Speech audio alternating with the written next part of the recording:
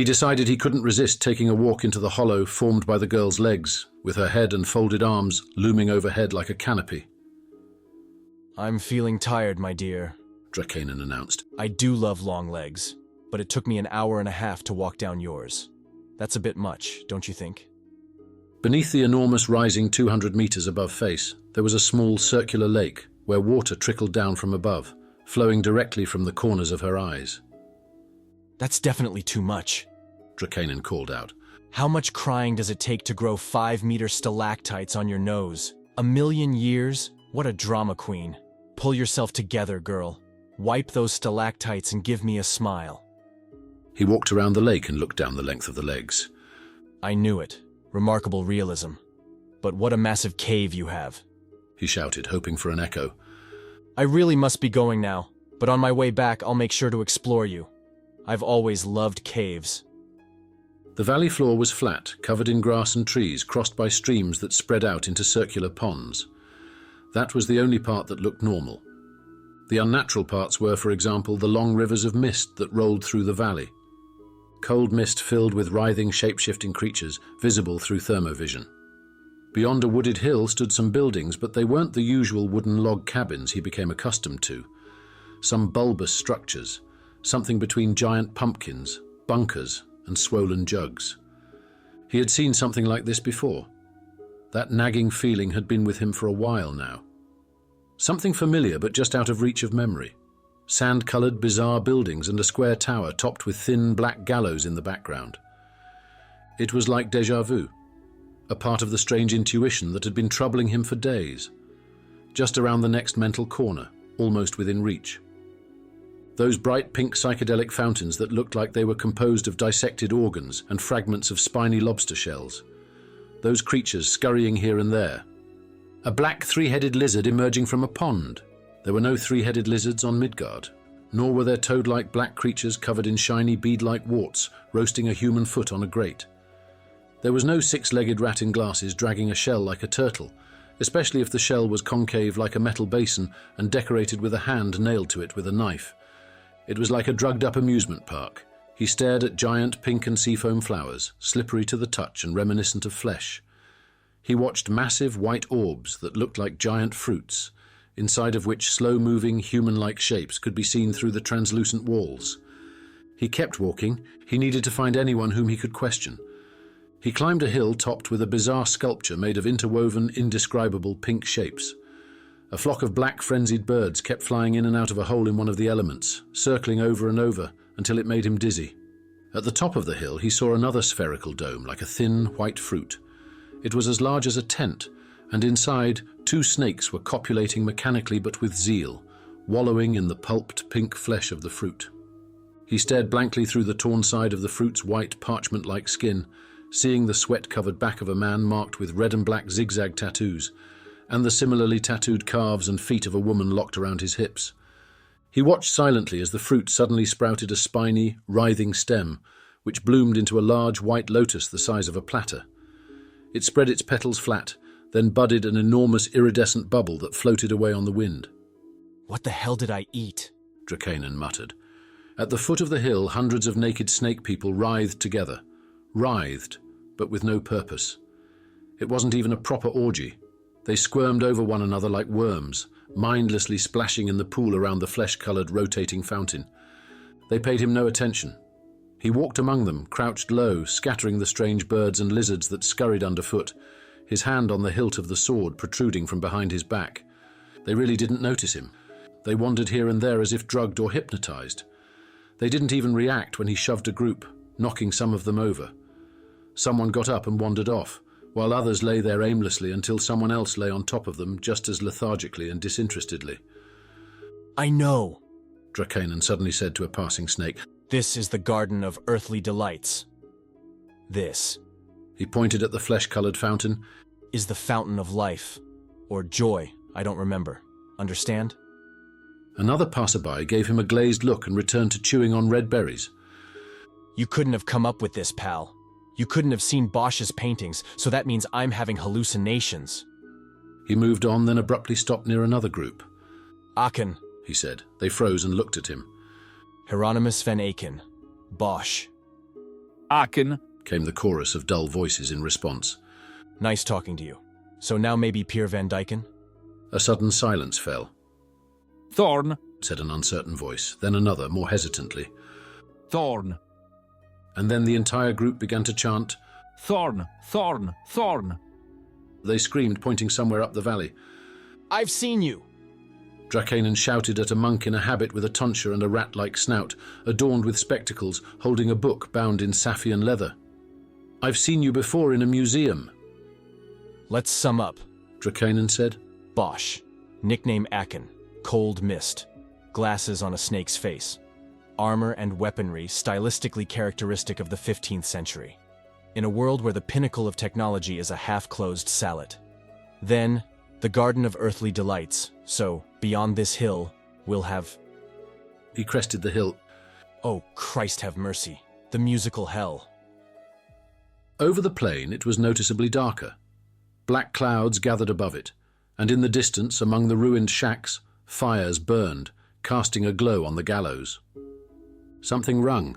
Drakanen tore his gaze away from the sight of the naked snakes being torn, stabbed, and brutalized by squat demons with frog-like cadaverous faces.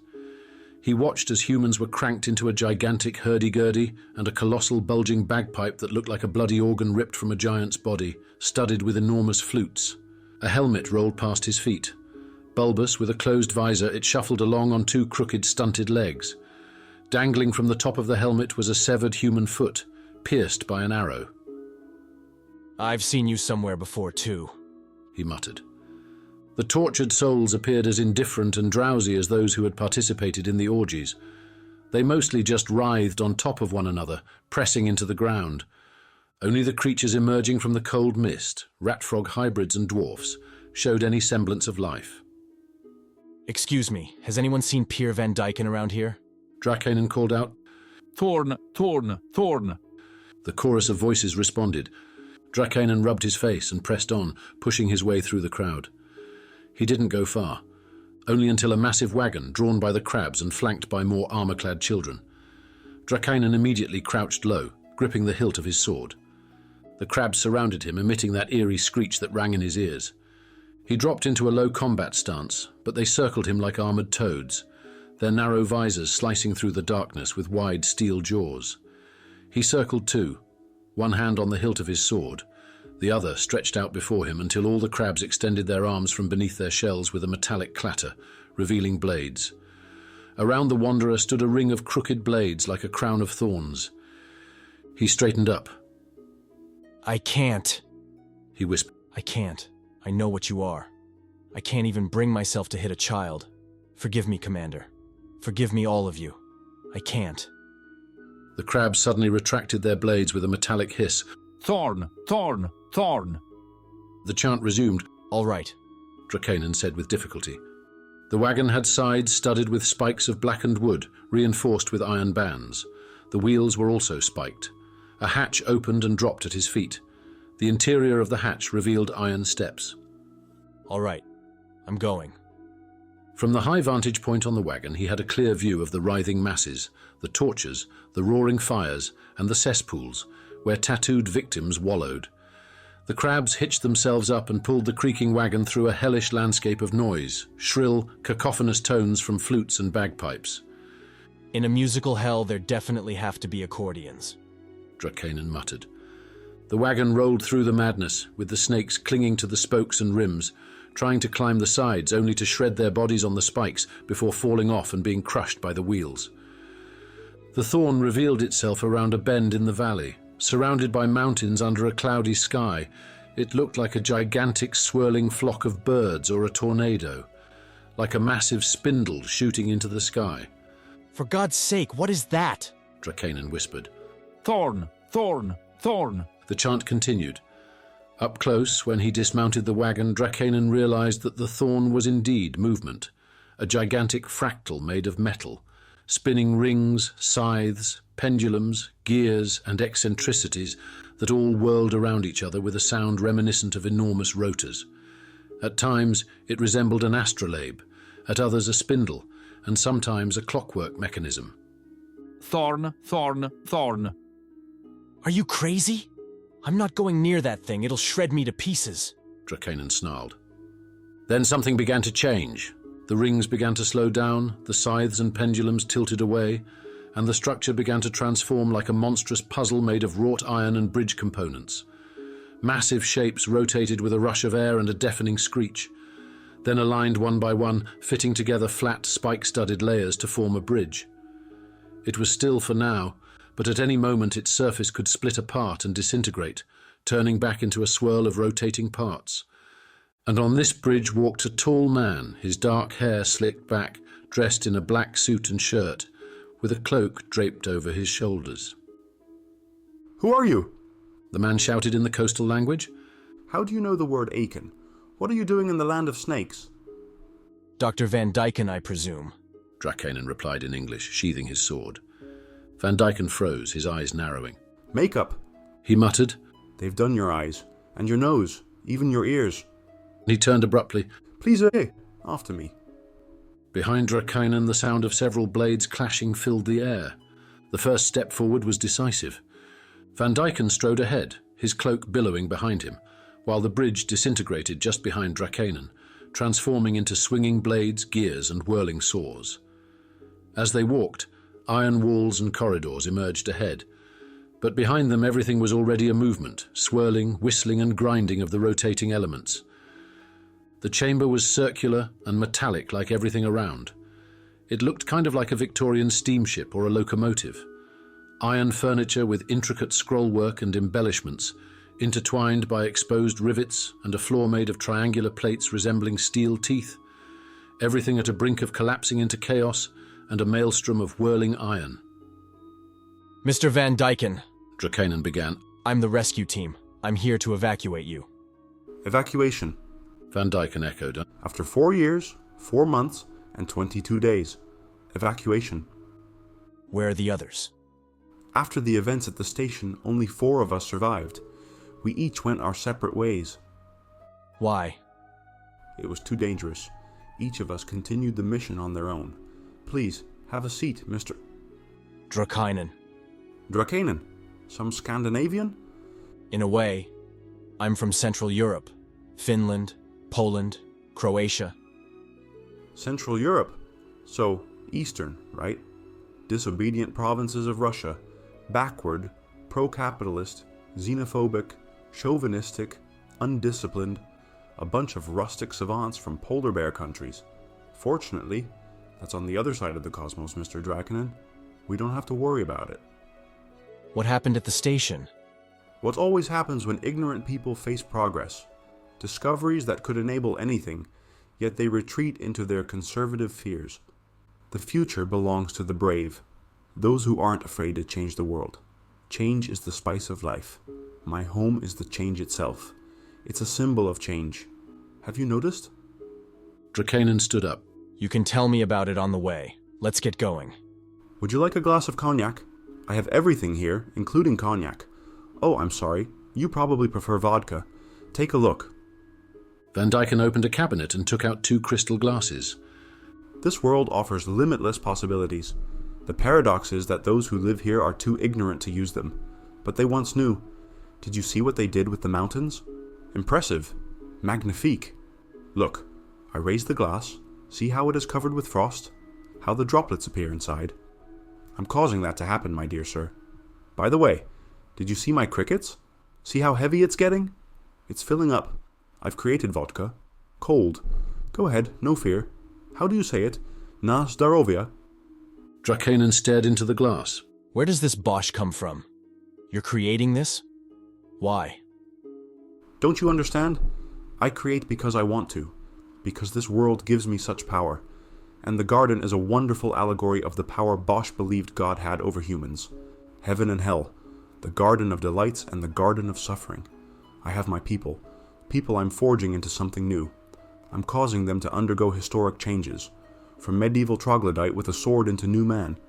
In that valley, you saw the process of upbringing. Reward and punishment. Those who have experienced punishment yearn for reward. Those who have tasted reward know what they're fighting for and are motivated. But what for? Because this is power, Mr. Drakenau. I am power. I am God. So, Do you think I'll let myself be taken back to that cramped, dirty, overcrowded planet where any fool can tell me what to do? Where they wave around some mouldy bourgeois democracy, with withered notions of good and evil? He clasped his hands on the steel-patterned table and leaned in toward Drakainen. Tell me, what was my mistake? You must have passed through the Viper's throat. Why didn't my people find you? They did. Then how are you alive? Did you order me killed, Van Dyken? A fellow countryman? A fellow Earthling? European? The one who came to rescue you? Rescue me? From what? You order the kidnapping of children. You turn them into monsters. How far is this place? How many years does it take light to travel here, Drakenson? 100,000? And you drag your idiotic, meaningless norms all the way across the cosmos? Absolutes that no one but you believes in? Good and evil are here, in your head. Why are you so outraged? Because I'm making warriors out of people just a few years too young. Just a few. And that's when they're most suited for it. Their brains haven't been cluttered with scruples, and they don't fear death because they don't understand it. Drakainen stood up and raised his glass. You know what? You're under arrest. Dr. Peer Van Dyken, I'm arresting you for violating the Convention of the Xenocivilization Non-Injurance, as well as for genocide and war crimes. How amusing you are. How terribly grotesque. I'm afraid, Toto, we're not in Kansas anymore. Drakainen leaned in and slowly poured the vodka onto the table, right in front of Van Dyken. In Kansas, you might get life imprisonment at most, Wizard of Oz. The problem is, they didn't send Dorothy here. I was supposed to evacuate you, but the priority is, clean up the mess. And you are the quintessence of mess, Van Dyken. Van Dyken stood up. It's been a pleasure talking to you, truly. It was a delight to hear the language of our home planet again, and to savor that familiar stench of bourgeois hypocrisy. A perfect cure for nostalgia. Unfortunately, this conversation is growing sour, so we'll say our goodbyes. Farewell, Mr. Draco. La conversation est finie. Everything happened at once. The part of the room where Van Dyken was seated suddenly rotated around an axis, hiding behind a wall. Simultaneously, the floor split into triangular segments, and the entire room disassembled, breaking apart into fragments of giant scythes, rings, and pendulums. But Drakainen was already in combat mode. The elements that made up the Thorn Castle were too massive. They were the size of fragments of aircraft carriers and couldn't accelerate to high speeds from zero. Even though it was unclear what powered them, they were made of matter, be it steel, iron, or some alloy. They started moving quickly, but Drakainen was moving much faster. When the floor crumbled, he stepped onto one of those rotating fragments and rode it into the chaos of spinning metal. Before the piece he was standing on flipped upside down, he jumped onto a connecting rod moving alongside it, then onto the blade of a pendulum. He stood on it, holding onto the arm with a crescent-shaped blade beneath his feet, and then he leaped onto the titanic spokes of some wheel. From there he jumped onto the massive teeth of a giant cogwheel, descending just before they meshed with another wheel. He dashed across a monstrous pusher, leaped over a scythe as large as a jet wing, rode briefly on another blade, and continued to move lower and lower, guided purely by instinct and balance. He knew that one mistake would be enough to instantly grind him into pieces, like a duck in a turbine. It was a puzzle, a purely manual trick, and he was good at it, and much faster than the mechanism. Sifril outlined the movement of individual parts for him, but he could see how they were accelerating. The worst were the rings. In some impossible way, they could rotate simultaneously on multiple planes, as if they had two axes at once. And all this motion assembled and disassembled fluidly, spinning faster and faster. But for combat mode, this was still a slow, lethargic motion. And everything that tilts to one side must return to the other. What rises must fall, and what closes in constant motion must soon open. It was a puzzle, and puzzles have rules, even if they are impossible figures. That's why he solved it. When he jumped from a pitted giant cam to the ground and let it move away, he immediately darted off in zigzags like a rabbit. He needed to hide and find the right moment or method. Should he jump back or take cover? He could come up with something and return here later. He could also take advantage of the fact that Van Dyken was convinced he was dead and wait for him to show up. It was necessary to clean up. But would killing Van Dyken be enough? How could he stop the musical hell, disperse the garden of earthly delights? However, stopping the self-proclaimed god had to be the beginning, halting the mechanism. He needed to rest and gather his thoughts. He walked through hell, having removed his clothes and gear. He held everything in front of him and trudged along naked, like a dazed person, among other equally naked individuals, shuffling just as lethargically. He kept only his helmet and boots. He passed a gallows, then a giant harp, from which a half-alive snake, nearly sliced into pieces by the strings, was being removed. He was still alive, groaning weakly, and it was clear that the deep gashes were beginning to heal. A bulbous creature covered in warts suddenly grabbed Vuko by the arm, while another, with a charred visor and a lizard-like tail dangling between its legs, seized him from the other side, both surprisingly strong as they dragged the wanderer toward the harp. No thank you. Maybe some other time. He said politely, throwing his bundle to the ground along with his sword, quiver, and all his gear.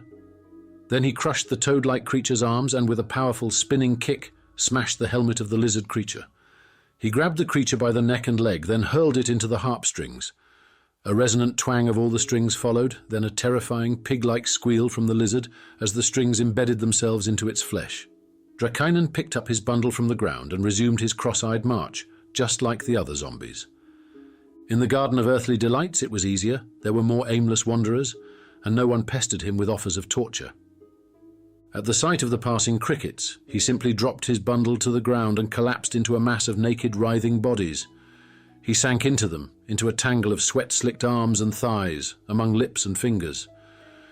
Then he stood up and disentangled himself. Several arms rose after him, grabbing at his calves and embracing his thighs. Drakainen leaned down and delivered a crushing short blow right to the face of an especially persistent snake. I said, no groping. And as for you, miss, it's not that I don't like you, but I really don't have time this time. He continued walking and after crossing a hill stopped, gazing at the sitting girl that rose against the sky. You don't even know how glad I am to see you, little one, he said, putting on his pants. He moved on, heading toward the hills. I'll have to set up a camp somewhere around here, he muttered.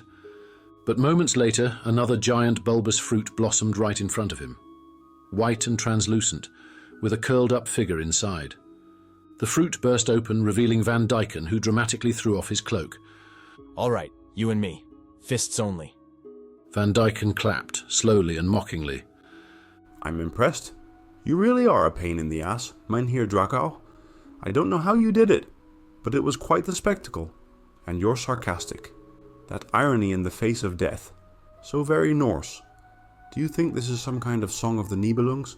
You know what? Let's do it differently. Today we'll play it that the serpent kills Sigurd. He suddenly swung and a long ashwood spear whistled through the air, simultaneously with combat mode. Time slowed down precisely at the moment when the triangular blade slid into Drakainen's chest, moving in that slow lethargic motion until it pierced through his shirt and emerged from the other side, sticking out of his back. He grabbed the shaft and tried to pull the spear out of his body, but it was impossible. He staggered, feeling it lodged inside, the steel tooth moving within his tissues with each heartbeat. His lungs were likely filling with blood. He could sense its coppery smell and metallic, salty taste. He choked and spat blood onto the shaft, and his hands clutching it. He fell to his knees, then stood up. Odin's spear, let's say, made of ashwood, the lord of ravens and the hanged, the friend of men, something like you, but you're late. Ragnarok has already happened. The twilight of the gods was last week. Now it's the dawn of a new era. Drakainen, wheezing, took a laboured step toward Van Dyken, but Van Dyken gently pushed him back. You know what? I don't like that you have about 2 or 3 minutes of agony left, and some of that unconscious probably. Let's extend that a bit. Consider it a gift. Van Dyken cupped Drakainen's face in both hands and lifted it, then pursed his lips and let out a soft whistle. The wanderer grabbed his wrists, baring his purple-stained teeth like a dying wolf. Then he choked again, spitting blood, and released Van Dyken's wrists, leaving red streaks on them. And that's it, Van Dyken said. Now go home. Go as far as you can. You won't die just yet. Not for a little while. Let me enjoy this. I'm dying, and yet I'm walking. I can feel it. I feel that damn iron rod inside me, how it pushes between my ribs, pierces my pericardium, and tears through my lungs. How it protrudes through the curved tear in my shoulder blade. I don't know why I'm still alive, and why I'm still walking. It starts with the feet. They're absent. Not even cold, but as if they're disappearing. As if I'm disappearing. Centimeter by centimeter. My legs are vanishing. My fingers gripping the shaft are disappearing. I will vanish completely, dissolve into the darkness, until only my eyes remain. They'll disappear last. I'm not actually afraid. I don't know why. I'm drowning in pain, but I'm not afraid. And I keep walking. I fall, then stand up, and I walk. But I'm not scared. I only feel sorrow. For the sky, the mornings, the boulevards, the girl's lips, the flight of a bird. For those I love. God, I feel so much sorrow. Mom, be there, God. Be on the other side. I'm so far away. I'm on the other side of the universe. Will you find me here? I walk. Why is it taking so long? I see the grass beneath my feet. I see everything crossed by the blood-stained shaft. My legs are becoming stiffer, and yet I keep walking. How is it possible that my heart is still beating? How are my blood-soaked, torn lungs still pumping air? Step by step. I walk. And I can see that I'm probably beginning to lose my sight. My hands look strange. The skin is turning grayish silver, nothing surprising, but I think that the fingers gripping the shaft are getting longer. I walk. I raise one hand to my eyes and see that they really are longer, and that the middle finger is splitting in two halfway down. My legs feel like blocks. I can barely feel them, but they're getting rigid. I take steps, but stiffly, as if I'm walking on stilts. Just a few more steps. Just a little farther. I'm no longer holding the shaft because my fingers are getting tangled. The skin is no longer just grayish silver, but is peeling off in long strips like ash tree bark. My fingers and hands are getting longer and longer. I'm dragging the tips of my fingers on the ground, and my legs are swelling, rigid and thick like blocks, like trunks. I can't walk any further, so I stop. Now I'll fall and everything will end. But I'm not falling. I hear a crack, and I want to see what it is, but I can't move my head. I glance out of the corner of my eye and see my torn clothes lying around a trunk. My trunk. With smooth, silvery bark, like an ash tree. I am an ash tree. The world ash tree. Like Yggdrasil. I see how the spear protruding from my chest is sprouting small branches. How my arms are growing and elongating. A tree. I am becoming a tree. Like Duval. Who will cut me down? Will I be able to broadcast, kill me, with one branch? God, I'm becoming a tree. My back suddenly straightens and stiffens. A strange spasm lifts my arms upward, arms that are becoming branches. A raven lands on my shoulder. My raven.